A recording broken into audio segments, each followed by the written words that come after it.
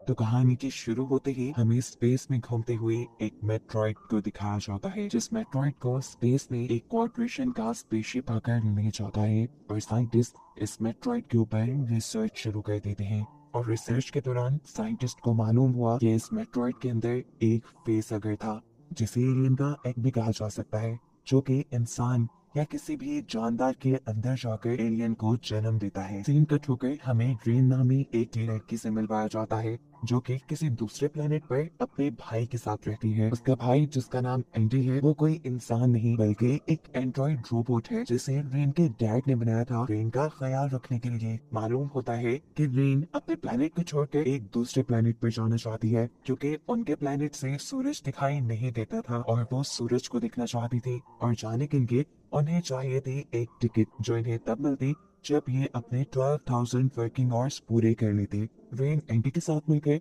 अपने working hours पूरे कर लेती है और जब टिकट लेने के लिए जाती है तो उसे पता चलता है कि अब रूल्स चेंज हो चुके हैं। पहले जो टिकट 12,000 घंटे काम करने के बाद मिलता था, अब वो टिकट 24,000 घंटे काम करने के बाद मिलना था। रेन भी सुनकर दुखी हो गई, क्योंकि वो हर सूरत दूसरे प्लेनेट पर जाना चाहती थी। फिर वो अब अपनी दोस्त के घर जाती है, जहाँ उसका दोस्त, जिसका नाम टाइलर है, वो उसे बताता है कि उसने स्पेस में एक टूटे हुए स्पेसशिप को देखा है, जिस स्पेसशिप के अंदर बहुत सारे ड्राईपोर्ट चैम्बर हैं, जिनके जरिए वो बहुत ही आसानी से किसी दूसरे प्लेनेट पर जा सकते हैं। इस तरह दूसरे प्लेनेट पर जाने के लिए उन्हें किसी टिकट की भी जरूरत नहीं पड़ेगी। लेकिन एक प्रॉब्लम थी, इन सारे चैम्बर्स को खोलने के लिए उनको एक रोबोट की जरूरत थी। ये सब लोग मिलकर ग्रीन से रिक्वेस्ट करते हैं, अगर तुम हमारी मदद करो तो हम सब यहाँ से निकल सकते हैं, बस हमें तुम्हारे रोबोट एंडी की जरूरत है। मैं वादा करता हूँ उसे कोई नुकसान नहीं होगा। अब क्योंकि रीम भी जानती थी कि इस प्लेनेट को छोड़ने का इससे अच्छा कोई और रास्ता नहीं है, इसलिए वो बाकी सबकी मदद को मान जाती है। तो फिर बस ये लोग एक प्लान बनाते हैं और अपने स्पेस क्राफ्ट में बैठ के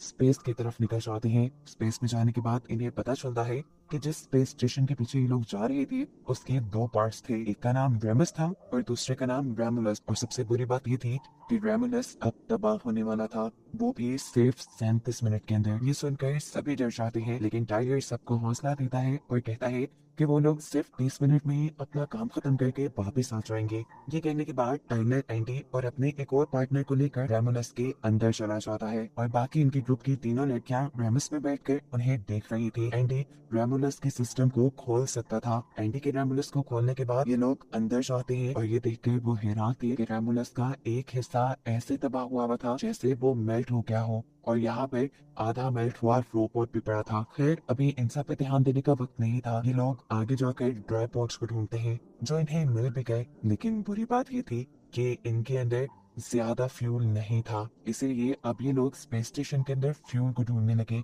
सभी ड्राई पॉट्स में सिर्फ 3 साल के लिए फ्यूल था और इन्हें दूसरे प्लेनेट पर जाने के लिए 9 साल के लिए फ्यूल चाहिए था। फ्यूल को ढूंढते ढूंढते ये तीनों एक ऐसे चैम्बर में आ गए जहाँ पर एलियन के एग्स के लिए फेस हगर्स को फ्रीज करके रखा गया था। ये फेस हगर्स इंसानों के मुंह के साथ चिपक जाते थे और फिर इंसानों के साथ के एलियंस पैदा होते थे। ये देखकर ये सब लोग डर जाते हैं और यहाँ से बाहर निकलने की कोशिश करते हैं, लेकिन अफसोस कि अब इस चैम्बर का दरवाजा बंद हो चुका है। और इससे भी बड़ी मुसीबत की कि इस चैम्बर का टेम्परेचर वक्त के साथ साथ बढ़ता जा रहा है। एंडी इस दरवाजे को इसलिए खोल नहीं पा रहा क्योंकि उसकी टेक्नोलॉजी पुरानी है, साथ ही उसके पास इस स्पेस स्टेशन के सिक्योरिटी कोड्स भी नहीं है। ये सब कुछ इनकी बाकी तीनों पार्टनर भी रेमस में इन स्पेसशिप के दूसरे पार्ट में बैठकर देख रही थी। इनको मुसीबत में देखकर वो इनकी मदद के लिए रेमुलस के अंदर आ जाती है। यहाँ आकर उनका भी सामना सबसे पहले उस आधे मेल्ट हुए रोबोट से होता है। इसे देखकर ग्रीन को एक आइडिया आया, क्योंकि ये इसी स्पेसशिप का रोबोट था, इसीलिए उसके पास इस स्पेस स्टेशन के सिक्योरिटी कोड्स हो सकते थे। और अगर इस रोबोट की चिप एंडी के अंदर डाल दी जाती तो वो भी इस काबिल हो जाता कि इस पूरी स्पेसशिप के सिस्टम को कंट्रोल कर पाए। इसीलिए वो इस रोबोट की चिप को निकाल कर अब उस चैम्बर के पास पहुंचती है, जिसके अंदर वो तीनों पार्टनर्स फंसे हुए थे। दरवाजे में बने हुए एक होल से वो ये चिप एंडी को पकड़ाती है। एंडी ये चिप अपने अंदर लगा लेता है और फौरन ही रिबूट होना शुरू हो जाता है। जितनी देर में एंडी का सिस्टम अपडेट हो रहा था, इतनी ही देर में इस चैम्बर का टेम्परेचर इतना ज्यादा बढ़ चुका था कि अब फेस गैस भी मेल्ट होने लगे थे, जिन्हें पहले यहाँ पर फ्रीज करके रखा गया था। बर्फ के मेल्ट होते ही फेस हैकर्स आजाद हो जाते हैं। सिस्टम अपडेट होते ही एंडी ये चैम्बर खोल लेता है और ये लोग जल्दी से बाहर निकल जाते हैं। और इससे पहले कि ये लोग इस चैम्बर को दोबारा बंद कर देते, उस चैम्बर में से एक फेस अगर जंप करके इनके एक साथी के ऊपर हमला कर चुका था। उसने पूरी तरह इनके साथी के फेस को कवर कर लिया था, जिससे जान छुड़वाने के लिए रिन को यहाँ एक आइडिया आता है। वो यहाँ एक फ्रीजिंग गन से इस फेस अगर की टेल को फ्रीज कर देती है, जिसके बाद फाइनली ये लोग उसके मुंह से इस फेस अगर को निकालने में कामयाब हो गए। लेकिन इन्हें ये मालूम नहीं हो पाया कि उस फेस अगर ने इस लड़की के मुंह में कुछ इंजेक्ट कर दिया था। अभी ये लोग इतनी मुसीबत से निकले ही थे कि एकदम से स्पेस स्टेशन के दोनों हिस्सों के दरमियान वाला चैम्बर बंद हो गया और ऐसे ये लोग दो टीम्स में बट कर रह गए। एक टीम में थे रेन, एंडी और टाइलर, जबकि बाकी सब लोग दूसरी टीम में थे। रेन यहाँ नोटिस करती है कि एंडी नई चिप के डलने की वजह से बहुत ज्यादा एडवांस हो चुका है। वो ज्यादा अच्छे से कम्युनिकेट कर पा रहा है, बोल पा रहा है। दूसरी तरफ वो लड़की जिसके ऊपर फेस हगर ने हमला कर दिया था, उसके पेट में दर्द होने लगा था। वो यहाँ पर एक एक्सरे डिवाइस इस्तेमाल करती है अपने पेट के अंदर देखने के लिए, तो उसे मालूम होता है कि उसके पेट में एक एलियन है जो एकदम से उसका पेट फाड़ कर बाहर भी निकल आया और उसके बाहर आते ही इस लड़की की मौत भी हो गई। ये सब कुछ रे, टाइलर और एंडी भी देख रहे थे। इससे पहले कि ये लोग कुछ कर पाते, दूसरे लोगों के पास एक फ्यूल टैंक भी ब्लास्ट हो गया, जिससे रोमस यानी स्पेस स्टेशन के उस हिस्से में आग लग गई। यानी अब टाइलर और रेन के उन दोनों साथियों की जान खतरे में थी, जिन्हें ये लोग बचाने का फैसला करते हैं। लेकिन ये काम इतना भी आसान नहीं था। इन्हें बचाने के लिए इन तीनों को उस चैम्बर से भी गुजर कर जाना था जिसमें फेसहगर्स थे। यानी ऐसे इनकी अपनी जान को भी खतरा हो सकता था। लेकिन ये लोग हाथ बांध कर भी नहीं बैठ सकते थे। ये लोग कुछ सोचने के बाद एक प्लान बनाते हैं। रेन ये बात जानती थी कि ये फेसहगर्स इंसानों की बॉडी टेम्परेचर और शोर की वजह से उन्हें डिटेक्ट कर पाते हैं। ये लोग वैसे उन्हें देख या पहचान नहीं सकते। सो इसीलिए इन्होंने फैसला किया कि ये लोग चैम्बर का टेम्परेचर इंसानों के टेम्परेचर के मुताबिक कर देंगे, जिससे इंसानों का अंदर होना इन्हें पता नहीं चलेगा और बिना शोर किए ये लोग आगे बढ़ जाएंगे। और इसी प्लान के मुताबिक ये लोग आगे बढ़ने लगते हैं। दूसरी तरफ रोमस में उन दोनों बहन भाइयों को दिखाया जाता है। वो लोग आग से अपनी जान बचाने के लिए आगे बढ़ रहे थे, लेकिन तभी उस लड़की का सामना हुआ एक एलियन से। ये वही एलियन था जो मरने वाली लड़की के पेट से निकला था और कुछ ही देर में वो इतना बड़ा हो चुका था। इससे पहले कि वो उस लड़की को डिटेक्ट करके उसे मार देता, एकदम से उस लड़की के पीछे उसका भाई आ जाता है और उसके मुंह पे हाथ रख देता है ताकि ये लड़की कोई शोर ना करे। और फिर उसका भाई अपने एक वेपन को एलियन के पेट में घुसा देता है। इसका मतलब था कि एलियन अब मर गया, लेकिन हकीकत ये नहीं थी। यहाँ एलियन ने इन्हें मैनिपुलेट करने के लिए सिर्फ मरने की एक्टिंग की थी। वो अभी जिंदा था और अपना बदला लेने के लिए वो इस लड़के के ऊपर अपना बहुत सारा एसिड गिरा देता है, जिससे ये लड़का अपनी बहन की आंखों के सामने ही जलकर मर गया। ये देखकर वो लड़की बहुत सारे डर चुकी थी। अपनी जान बचाने के लिए वो चैम्बर के डोर की तरफ भागती है, लेकिन चैम्बर का दरवाजा बंद था। खौफ में उसने चैम्बर का दरवाजा खड़काना शुरू कर दिया। ये बात जाने बगैर कि ये एलियन शोर से ही अट्रैक्ट होते थे। उसकी आवाजें सुनकर एलियन भी उसका पीछा करना शुरू कर देता है, जबकि दूसरे चैम्बर में मौजूद टाइलर और रेन भी उसकी आवाजें सुन पा रहे थे। उसकी चीखने चिल्लाने की आवाजें सुनकर टाइलर भी बुरी तरह डिस्ट्रैक्ट हो गया और चलते हुए उससे शोर हो गया। ऐसे बहुत से फेसहगर्स उनकी तरफ अट्रैक्ट हो गए। इन सब की जान खतरे में थी, लेकिन यहाँ पर एंडी इन दोनों की मदद करता है और इन दोनों को ही वक्त रहते उस चैम्बर से बाहर निकाल कर फेसहगर्स से बचा लेता है। फाइनली अब ये लोग दूसरे चैम्बर में आ गए थे जहाँ ये लोग सेफ थे। इस चैम्बर का दरवाजा स्पेसशिप के दूसरे हिस्से के साथ भी मिल रहा था, जहाँ पर वो दूसरी लड़की मुश्किल में थी। उसके पीछे एलियन पड़ा हुआ था। वो लड़की जोर जोर से इनके चैम्बर का दरवाजा खड़काती है, लेकिन एंडी ये दरवाजा नहीं खोलता। यानी एंडी उसकी मदद नहीं करता, क्योंकि अब उसका मकसद इंसानों की हिफाजत करना नहीं रहा था। क्योंकि उसके अंदर की चिप रेन ने स्पेस स्टेशन के रोबोट की चिप के साथ बदल दी थी, इसलिए अब उसका असल मकसद था इस स्पेसशिप को बचाना।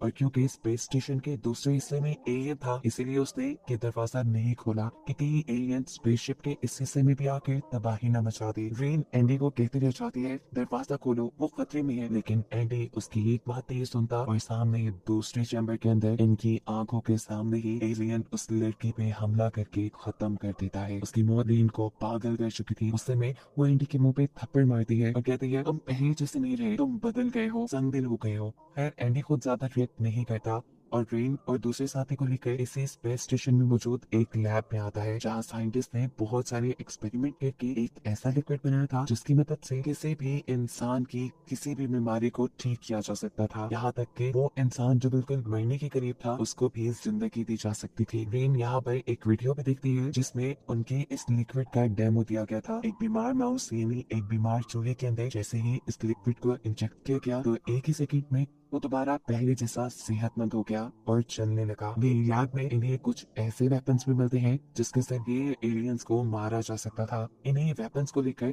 ये लोग इस लैब से बाहर आ जाते हैं और लैब के अंदर दोबारा मॉनिटर स्क्रीन पर हमें उसी चूहे को दिखाया जाता है जो पहले बिल्कुल ठीक हो गया था। एकदम से उसकी बॉडी फट गई, जिसका मतलब था कि वो लिक्विड पूरी तरह सेफ नहीं। उसका एक बहुत बुरा साइड इफेक्ट भी है। वेपन्स लेकर ये लोग भी स्पेसशिप के ऐसे हिस्से में पहुंचे थे जो हिस्सा बिल्कुल किसी केव की तरह लग रहा था। असल में ये केव नहीं था, ये भी एक चैम्बर ही था जिसकी दीवारों के चारों तरफ बड़े बड़े एलियंस सो रहे थे। इनसे बचने के लिए ये लोग खामोशी से आगे बढ़ने लगे, लेकिन अचानक टाइलर को अपनी साथी की आवाज आई, उसी साथी की जिस पर एलियन ने हमला करके उसे मारा था। असल में वो अभी पूरी तरह मरे नहीं थे और एलियन उसे उठाकर यहाँ ले आया था। ये लोग उसकी मदद करने के लिए वापस पीछे जाते हैं और किसी तरह उसे एलियन से छुड़वा लेते हैं। उसकी हालत बहुत ज्यादा खराब थी, वो किसी भी वक्त मर सकती थी। इसीलिए यहाँ टाइलर इस लड़की को लैब से उठाई हुई मेडिसिन को इस्तेमाल करने को कहता है। इनकी बातों के शोर से यहाँ पर एलियंस अट्रैक्ट हो जाते हैं और उनमें से एक एलियन टाइलर और एंडी के ऊपर हमला भी कर देता है। ये देखते हुए तेजी से रेन अपनी दूसरी साथी को एक एलिवेटर में छोड़ देती है और फिर एंडी को बचाने के लिए जाती है, क्योंकि एलियन के हमले की वजह से टाइलर तो अब मर चुका था। रेन एंडी को पकड़कर उसके सर से वो चिप उतार देती है जो इस स्पेसशिप के रोबोट की उसने एंडी के अंदर डाली थी। ये चिप निकलते ही एंडी बिल्कुल पहले जैसा हो जाता है। अभी उसने ये किया ही था कि इतने में बहुत से एलियंस ने उनके ऊपर हमला कर दिया। इससे पहले कि इस हमले में रेन या एंडी को कोई नुकसान होता, रेन यहाँ पर अपना दिमाग चलाते हुए इस स्पेसशिप की आर्टिफिशियल ग्रेविटी को खत्म कर देती है और ये सब एलियंस हवा में उड़ने लग जाती है। जिसके बाद रेन अपना वेपन उठाती है और एलियंस के ऊपर हमला करना शुरू कर देती है। उसके इस हमले से काफी सारे एलियंस मारे जा चुके थे, लेकिन फिर बदकिस्मती से उसके हाथ से उसका वेपन छूट गया और ऐसे एक एलियन बहुत करीब आ गया उसके। वो उसे बिल्कुल मारने ही वाला था, लेकिन वक्त रहते ही एंडी ने उस एलियन के ऊपर हमला करके उसे मार दिया और अपनी ड्यूटी पूरी की, रेन को बचाने की ड्यूटी। दूसरी तरफ एलिवेटर के अंदर हमें उस लड़की को दिखाया जाता है जिसके ऊपर एलियन ने हमला किया था। उसे बहुत ज्यादा दर्द हो रहा था, इसीलिए वो टाइलर का दिया हुआ वो इंजेक्शन जो साइंटिस्ट ने लैब में तैयार किया था वो खुद के अंदर इंजेक्ट कर लेती है। इसके लगाते ही उसकी हालत काफी ठीक हो गई। इतने में ही यहाँ पर ग्रीन और एंडी भी आ जाते हैं। अब रेमोनस इन स्पेस स्टेशन के इस हिस्से के तबाह होने में सिर्फ 7 मिनट रह गए थे। बिना वक्त जाया किए ग्रीन एंडी और उसकी लड़की को लेकर ड्राई पॉट्स की तरफ जाते हैं और जल्दी से उन दोनों को ड्राई पॉट्स में लिटाकर खुद भी वो ड्राई पॉट में लेटने ही वाली थी, लेकिन तभी उसने अपनी साथी की चीखें सुनी। उसने अपनी साथी का ट्राइपॉड खोल दिया और हमें देखने को मिला कि उस लड़के के पास एक अजीब सी क्रिएचर पैदा हुई। लेकिन जल्दी से इसे उठाकर तबाह करने ही वाली थी, लेकिन तभी स्पेसशिप के अलार्म बजने लगे, जिसका मतलब था कि अब कुछ ही देर में रोमुलस यानी स्पेस स्टेशन का ये हिस्सा तबाह हो जाएगा। अपनी जान बचाने के लिए रेन स्पेस स्टेशन के कंट्रोल पैनल तक जाती है और वहाँ कुछ चेंजेस करती है ताकि इस स्पेस के तबाह होने में थोड़ा वक्त और लग जाए, इन्हें यहाँ से बचकर जाने में थोड़ा वक्त और मिल जाए। अभी वो ये सब करके वापस से लौटी तो उसने देखा कि वो क्रिएचर जो अभी उसके साथी ने पैदा किया था, यानी वो एलियन, वो बहुत बड़ा हो चुका था और उसकी साथी पे ही हमला कर रहा था। रेन जल्दी से उसके ऊपर हमला करती है और फौरन खुद पीछे की तरफ जाकर एक स्पेस सूट पहन लेती है। स्पेस सूट पहनकर उसने अपने आप को स्पेसशिप के साथ बांध लिया और जैसे ही उसने देखा कि एलियन उसके ऊपर हमला करने वाला है तो उसने खुद स्पेस स्टेशन के अंदर से जंप कर दी। एलियन ने भी उसके ऊपर हमला करने के लिए स्पेस में जंप की तो वो स्पेस में ही फंस गया और चूंकि खुद रेन ने स्पेस सूट पहन रखा था उसकी मदद से वो स्पेस स्टेशन के अंदर वापस आ गई, जिसका मतलब था कि अब रेन और एंडी ही जिंदा बच पाए थे। एंडी को उसने पहले ही ट्राइपॉड में लिटा दिया था और अब वो खुद भी ट्राइपॉड में लेट जाती है और फाइनली ये दोनों निकल जाते हैं एक दूसरे प्लेनेट के लिए, जिन्हें दिखाते हुए ये कहानी यहाँ खत्म हो जाती है।